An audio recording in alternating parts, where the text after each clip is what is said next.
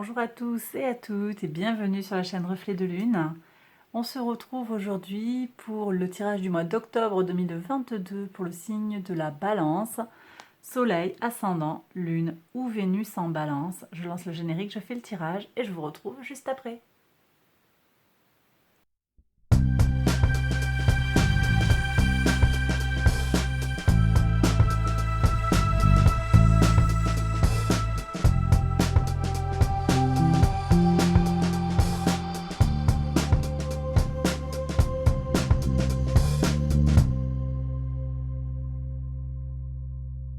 Alors mes balances, votre arcane majeur du mois d'octobre, c'est l'impératrice. Très belle énergie de l'impératrice. Elle vous parle de motivation et de l'énergie apportée par le soleil qui arrive en balance. Il est là depuis le 22 septembre, il y restera jusqu'au 23 octobre, moment où il transitera ce soleil en scorpion. L'impératrice, elle vient aussi nous parler de votre confort, de bien-être et de beauté. C'est un mois où, pour moi, là, vous allez vous sentir plus confiant, plus en accord avec votre corps, plus en accord avec votre beauté, votre sensualité.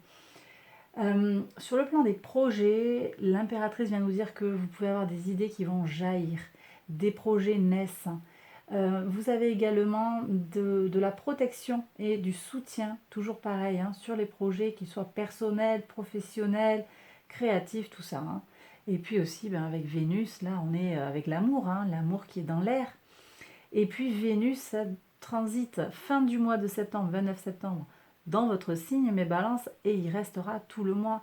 Donc ici, on a une énergie intense de Vénus, puisque c'est le maître de votre signe. Ça laisse présager des relations interpersonnelles, voire sentimentales, très harmonieuses. Donc très très beau mois pour vous, annoncé par l'arcane majeur. On va voir maintenant les cartes oracles. On vous parle d'ouverture, il y a des possibilités qui vont s'offrir à vous et on vous demande d'être en mode réceptif, de vous préparer à peut-être des surprises, de rester ouvert sur le monde.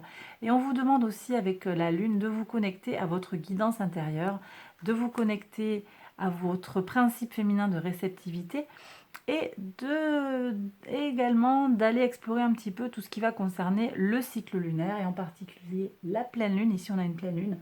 La pleine lune du mois d'octobre, elle se passe en bélier le 9 octobre. Elle vient nous parler encore une fois de projets créatifs, d'accomplissement et pour certains de reconnaissance, de victoire après un combat difficile. Donc il y a tout ça qui peut s'annoncer pour vous sur ce mois d'octobre. Au niveau des couleurs, on a la couleur marron qui vous appelle à vous ancrer. Ok, donc là on est sur le chakra racine et avec la mauve, on vous demande d'écouter pleinement, d'écouter avec attention. Alors ça peut être, déjà cette idée d'ancrage, hein, elle est vraiment inscrite dans les énergies de Vénus, hein, on le retrouve, et puis en termes d'harmonie de couleurs, ici ces deux couleurs nous rappellent l'harmonie de l'impératrice, on est vraiment dans ces énergies-là, tout en étant dans une bienveillance vis-à-vis des autres avec la mauve. Donc écoutez ce que les autres ont à vous dire, ça c'est important. Vous allez peut-être avoir des gens qui vont venir vous parler de leurs problèmes, ils ont besoin d'une écoute attentive et bienveillante, mais on vous demande aussi d'écouter votre guidance intérieure. Voilà. On vous demande également de vous connecter, voyez, de la terre vers, ici on est sur le troisième œil ou la couronne, hein, le chakra du troisième œil ou le chakra couronne. On vous demande de vous connecter aussi aux réceptivités, aux réceptions d'informations qui viennent de l'univers. Si ça vous parle, vous prenez. Alors sur les 12 maisons astrologiques, maison 1, votre vitalité pour ce mois d'octobre, votre état d'esprit, vos possibilités, vos intentions. Un mois intense au niveau de l'endurance. Il y a beaucoup de choses qui vont bouger. Ça va vous demander de la présence et de la vigueur physique. Peut-être que vous lancez effectivement des projets, vous allez vers les gens, où il y a des rencontres qui se font. Ça va vous demander d'être actif, d'être dynamique, de bien vous bouger. Vous avez également un bel aspect, hein, avec Mars qui vient qui vient vous apporter une énergie intéressante hein, par ricochet. Alors Mars en Gémeaux peut poser des problèmes de communication, on verra ce que vous avez ici, comment ça vous impacte, mais Mars vient aussi vous apporter cette énergie, cette étincelle de vie pour passer à l'action. Donc moi je pense que vous êtes vraiment porté par ces énergies-là, vous avez une possibilité d'agir concrètement, mais bon, ça demande peut-être un peu d'organisation, ça demande d'être, vous voyez, qui veut aller loin, ménage sa monture, c'est ce qu'on me dit ici. Maison 2, vos ressources, qu'elles soient matérielles, immatérielles, donc ça peut nous parler des finances, ça peut nous parler de votre argent, donc, mais aussi de votre corps, de votre esprit, de votre âme. Ah, on est à fond dans la communication, et puis des choses qui vont vite, hein, beaucoup d'énergie vitale. Donc, vous avez peut-être des échanges d'argent, des transactions, des choses qui bougent, hein, de la communication, peut-être des contacts hein, sur le plan spirituel. Comme je vous ai dit, hein, certains vont recevoir des choses de l'univers, des messages de l'univers. On va voir ce qui sort tout de suite sur la communication. Oui, il y a de l'expansion, on s'ouvre vers quelque chose. Toujours beaucoup d'énergie de feu ici avec les bâtons. Donc, sur les ressources, moi j'ai l'impression qu'elles sont préservées, mais qu'il y a des choses qui bougent en fait. Vous voyez, on peut avoir des transferts d'argent, on peut avoir des déplacements qui sont en lien avec vos ressources. Vous allez beaucoup vous dépenser, beaucoup bouger. Hein. Je sens le corps qui va, qui vient en fait, hein, voilà, sur la ressource physique, votre corps, votre enveloppe charnelle. Mais aussi des mouvements sur l'esprit, sur l'âme, peut-être des changements d'idées aussi. Ça ne veut pas dire une instabilité, je ne ressens pas d'instabilité, je sens du changement, de la nouveauté, beaucoup d'interactions, d'accord? Sur les communications, les petits échanges, les petits déplacements, les nouvelles que l'on a dans l'entourage, donc effectivement encore beaucoup d'échanges, et puis des perspectives qui s'ouvrent à vous. Manifestement, ici on a un 3 de bâton qui ouvre vers une nouveauté. On est sur une forme de déséquilibre, qui est d'ailleurs en rappel avec le 3 de l'impératrice. Le 3 n'est pas un 4 qui serait très stabilisé. On a un mouvement, on est prêt à aller de l'avant. Vous voyez? Donc il y a cette sensation-là de mouvement, d'avancer. Donc vous pouvez avoir des pas et des démarches, des petits déplacements. Vous allez peut-être reprendre un déplacement professionnel ou bien pour aller voir des proches, des amis. Il y a des échanges et ça permet d'ouvrir des perspectives sur les mois à venir. Très bien. La maison 4, votre foyer, vos racines, vos fondements. Qu'est-ce qu'on a ici? Très bien. Donc on a encore ces énergies de la lune ici. On vous demande de vous connecter au niveau de vos racines, du sens que vous donnez à votre vie par rapport à d'où vous venez. Hein, vos origines, votre famille, vos ancêtres, tout ça. Hein. Grande prêtresse, donc on a de nouveau le principe de la lune. On a aussi revenir en soi avec cette impératrice qui rajeunit hein, dans l'archétype de la grande prêtresse. Intuitive, hein, c'est une jeune femme intuitive ici qu'on a. Donc que vous soyez un homme ou une femme, hein, en tout cas on vous demande ici d'aller puiser dans vos racines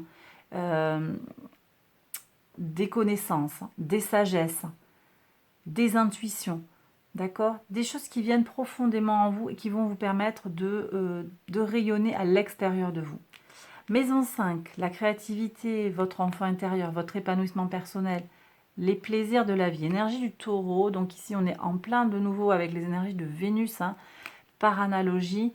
Vénus, donc les plaisirs de la vie. Là, on vous parle d'un mois où vous allez vous faire plaisir sur le plan alimentaire, sur le plan festif, mais également avec l'énergie du pape, ici, du hiérophante. On vous parle d'une forme de reconnaissance qui passe par des projets créatifs, d'accord? Donc des projets, vous voyez, c'est confirmé également que les projets sont bien portés, sont bien protégés. Il y a des choses qui se lancent pour vous sous de bons auspices. Donc c'est très très positif. On en parlera aussi, hein, mais on a Jupiter qui rétrograde depuis fin juillet. Ici, on est sur la maison 5 qui nous parle de l'ego avec le signe du lion. Le soleil, c'est l'ego. Et on a un Jupiter qui est en retrait ici, qui permet de ménager un temps de pause. Donc, on peut avoir le sentiment parfois avec ce Jupiter rétrograde que les ambitions sont contrariées. Mais en fait, ça nous préserve des excès de l'ego. Cette manifestation astrale, vous l'avez ici avec le hiérophante en maison 5, elle vient vous dire en fait qu'il y a une certaine comment dire, une certaine prudence, une certaine frugalité dans l'expression complète de l'ego. Et c'est pas plus mal, ça vous permet de gagner en stabilité, en tranquillité et en reconnaissance. Donc c'est très positif, encore une fois. Maison 6, le quotidien. J'ai pensé, là on va voir ce qu'il y a. Je vais voir ce qui sort sur le quotidien au niveau de la santé, vous voyez, parce qu'on me dit ici que vous avez quand même besoin de prendre soin de votre corps, de votre alimentation, de votre rythme de vie, de bien structurer votre journée ou votre semaine pour être sur tous les fronts. Donc on va voir. On vous dit de prendre soin de votre cœur, de vous maîtriser, hein. Alors votre cœur au niveau au niveau physique, mais également de vous aimer en fait, de vous chérir, de vous ménager, hein, et de vous maîtriser sur le plan émotionnel. Donc ça peut faire un peu les montagnes russes aussi à certains moments, hein. Vous sentirez que vous avez besoin de relâcher la pression parce qu'il y a beaucoup de mouvements, je ressens beaucoup de mouvements, beaucoup d'avancées.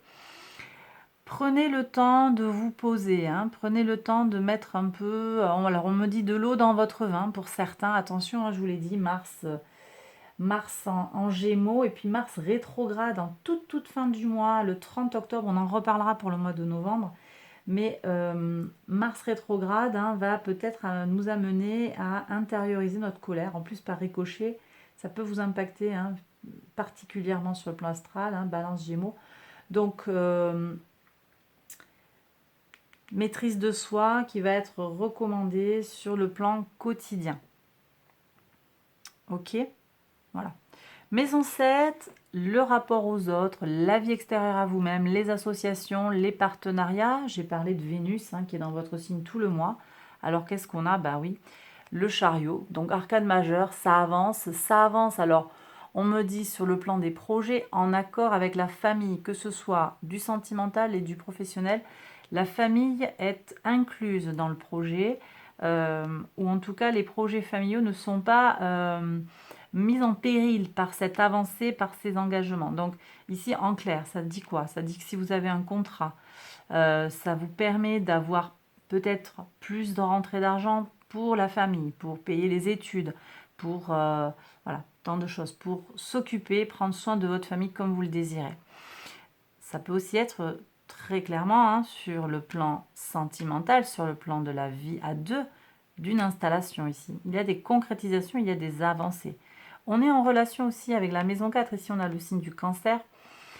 Moi je me connecte ici aux énergies de la lune et aux énergies d'intuition. Vous saurez si les engagements sont pertinents ou pas.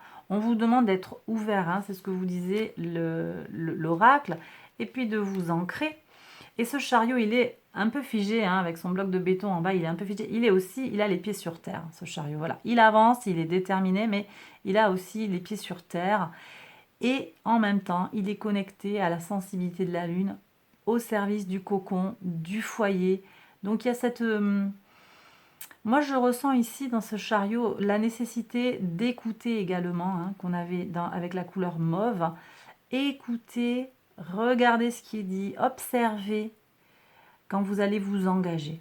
Ça peut être sur n'importe quel type d'engagement. Observez l'autre. Prenez le temps de vous mettre un petit peu en recul pour observer ce que fait la personne, ce qu'elle dit, ce qu'elle fait, son langage corporel au moment de l'engagement.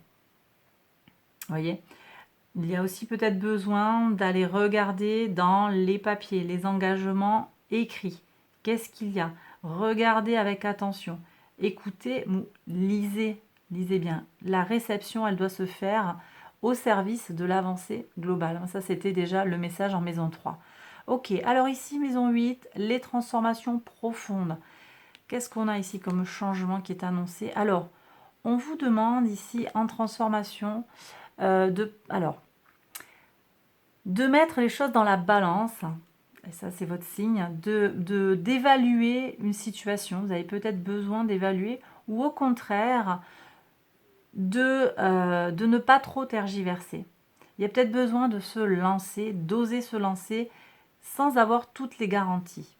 Alors vous prenez avec discernement, parce que selon les situations, il y a quand même besoin de prendre des garanties. Comme je vous l'ai dit ici, je ressens, il y a besoin d'écouter avec attention. Donc c'est peut-être nécessaire effectivement de prendre le temps d'évaluer avant de s'engager, hein. C'est peut-être ce que ça dit, mais pour moi ça peut aussi dire pour d'autres balances, au contraire, de se libérer un petit peu d'une recherche constante d'équilibre et d'harmonie pour oser aller faire les choses. Donc prenez le message qui résonne dans votre situation particulière. Ici, on est sur la maison 9 qui nous parle de valeurs, d'éthique, de spiritualité, de foi. Oui, il y a des prises de conscience là sur le plan des valeurs, des changements. Vous allez peut-être avoir des nouvelles aussi qui vont vous faire bouger sur le plan spirituel, sur le plan moral. Une expérience de vie majeure, hein, parce qu'on a la carte du jugement, c'est un arcane majeur, qui va vous faire comprendre des choses sur votre place dans le spirituel. On a cette colonne hein, ancrée et jusque dans les étoiles en fait. On a cette ligne verticale en fait qui vous connecte. Hein. Être terrestre, hein, doté de spiritualité. Voilà, donc ici, il y a des prises de conscience pour moi qui se font dans cet axe-là. Sur le socio-professionnel, qu'est-ce qu'on a ici? Maison 10. Ok, alors ici, on a le soleil en Capricorne, donc c'est favorable. Hein. C'est favorable. Moi, je pense qu'il y a des sécurisations qui s'opèrent. Hein. Donc, vous allez sécuriser un bon contrat, quelque chose qui vous permet d'accéder à la prospérité que vous désirez ou qui vous permet d'accéder à quelque chose que vous désirez, une forme d'abondance que vous désirez. Bon, ce 4, il me parle aussi quand même de s'accrocher à la matière. Donc, prudence sur, voyez, sur le plan des valeurs, il y a quelque chose qui va se redéfinir de toute façon. Ça peut être le rapport à l'argent, on l'a dit, on le redit, il y a Uranus encore toujours hein, dans le signe du Taureau, donc ça vient questionner tout ça. Bon, mais pour moi, il y a des sécurisations, ce 4, il est très stabilisant, donc je le ressens de prime abord comme quelque chose de positif. Maintenant, si vous sentez qu'il y a des blocages, il y a peut-être besoin d'aller vers une régénération sur le plan de est-ce que j'ai bien évalué mes besoins? Est-ce que j'ai bien évalué la portée en fait de ce que je fais? Est-ce que ça a du sens pour vous ce que vous faites ou est-ce que vous vous accrochez à la matière sans prendre en considération votre quotidien? Ici, on vous demandait au quotidien de prendre soin de vous, de prendre soin de votre cœur. Est-ce que vous faites quelque chose qui vous plaît? C'est cette question qui est posée par le tarot.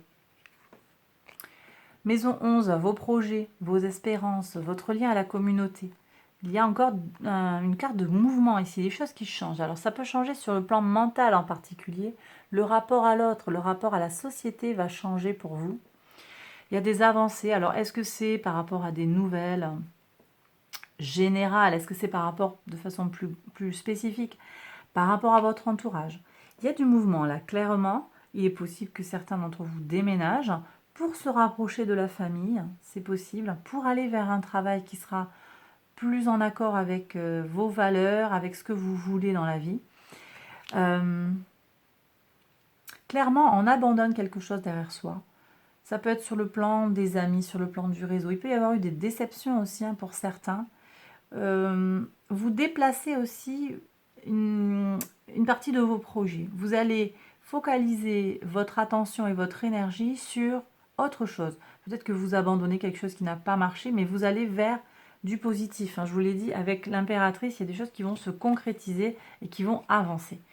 Maison 12, tout ce qui est insaisissable, la leçon à intégrer hein, au bout de la roue astrologique, superbe énergie de l'étoile. Donc on vous dit ici que vous êtes protégé. Vous êtes protégé, sachez-le, gardez-le à l'esprit. Et puis vous avez le droit en fait de nourrir tous les espoirs pour ce que vous désirez pour l'avenir. Et c'est vraiment ça qu'il est important de garder à l'esprit pour vous, pour ce mois d'octobre. J'ai des gens peut-être qui doutent actuellement de leur capacité à voir se concrétiser ce qu'ils veulent dans la vie. D'accord? On vous demande de libérer cette idée de peser le pour et le contre et de croire en votre bonne étoile. Les choses, elles vont bouger. Alors, est-ce que j'ai quelque chose à compléter? Ben, écoutez, non, pour moi, le tirage était très clair. Donc, j'espère qu'il vous a parlé. Je vais regarder maintenant les messages du cosmos. Est-ce qu'on peut recevoir des messages de l'univers, s'il vous plaît, pour mes balances? Alors, vous voyez, on vous parle de romance et de connexion. Donc, on est avec des énergies vénusiennes ici. Hein, il y a de l'amour dans l'air, clairement, mes balances. Voilà, donc ça, c'est un message super. Et puis, qu'est-ce qu'on a ici? Vulnérabilité et liberté. En vous montrant tel que vous êtes, sans filtre et sans masque, vous gardez votre liberté, en fait. Compassion. Vous voyez, on vous demande de vous libérer et de vous aimer, de vous chérir, hein, vraiment. Quelles que soient les choses que vous traversez, vous avez besoin de prendre soin de votre... de vous respecter, en fait, sur le plan émotionnel, sur le plan physique aussi. On me dit, je suis vraiment avec ce roi de coupe ici qui vous demande d'y aller piano, piano, hein, et de vraiment mettre... il y a du mental et de l'amour en même temps, vous voyez. Donc, c'est pas une reine de coupe, hein, c'est un roi de coupe avec cette rigueur et en même temps cet amour. On est sur des coupes, donc cette sensibilité. Aimez-vous, respectez-vous. Ça peut venir vous dire ici que vous êtes mis dans une situation, vous êtes pris dans une situation toxique qui vous demande de vous respecter pour en sortir. Alors, on me dit de prendre les portes de l'intuition. Je m'exécute sur cette idée de compassion. Certains ont besoin d'avoir un message complémentaire, donc on y va.